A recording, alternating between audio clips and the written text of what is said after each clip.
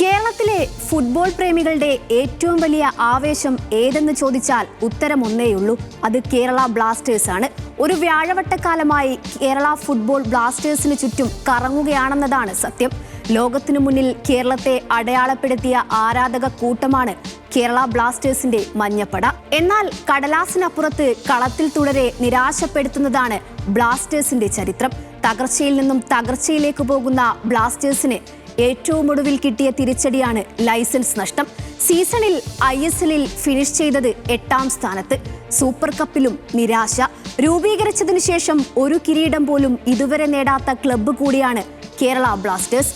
ഗ്യാലറിയിൽ ആർത്തലയ്ക്കുന്ന ആരാധകർക്ക് വേണ്ടി മികച്ച ടീമിനെ ഒരുക്കണമെന്ന ആവശ്യം എത്രയോ കാലമായി ഓരോ സീസണിന് മുൻപും കേൾക്കും. പുതിയ പരിശീലകർ വരും, താരങ്ങൾ വരും, അവരെ രണ്ട് കൈയും നീട്ടി ആരാധകർ സ്വീകരിക്കും. ടീം തോൽവി തുടരും. ഇതാണ് പതിവ്.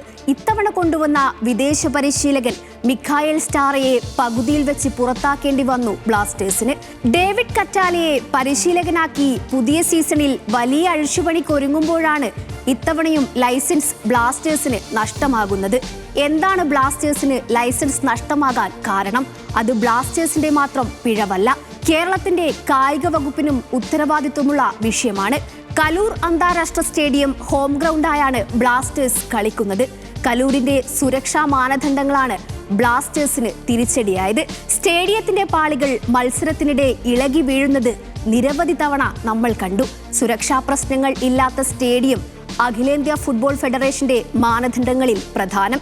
മത്സരത്തിന് വേണ്ടി മാത്രമാകണം സ്റ്റേഡിയം എന്നതാണ് അടുത്ത നിബന്ധന. സ്റ്റേഡിയത്തിന് ചുറ്റും കടകൾ പ്രവർത്തിക്കുന്നതും മാനദണ്ഡത്തിന് വിരുദ്ധം. കഴിഞ്ഞ സീസണിലും സമാനമായി ബ്ലാസ്റ്റേഴ്സിന്റെ ലൈസൻസ് റദ്ദാക്കിയിരുന്നു. പിഴ അടച്ച് താൽക്കാലികമായി അനുമതി വാങ്ങിയാണ് കഴിഞ്ഞ സീസണിൽ ബ്ലാസ്റ്റേഴ്സ് കളിച്ചത്. ഇത്തവണയും സമാനമായി പിഴയൊടുക്കി ലൈസൻസ് താൽക്കാലികമായി സ്വന്തമാക്കാനാണ് ക്ലബിന്റെ ശ്രമം. അടുത്ത സീസണിൽ മത്സരിക്കുന്നതിൽ പ്രശ്നമുണ്ടാകില്ലെന്നും എല്ലാ പ്രതിസന്ധിയും പരിഹരിക്കുമെന്നുമാണ് ക്ലബ്ബ് അറിയിക്കുന്നത്. പ്രതിസന്ധി തീർത്താൽ മാത്രം പോരാ, ഒഴിഞ്ഞുപോയ ഗ്യാലറി തിരികെ എത്തിക്കാൻ അടുത്ത സീസണിന് മുൻപ് വമ്പൻ താരങ്ങളെയും എത്തിക്കണം ബ്ലാസ്റ്റേഴ്സ്.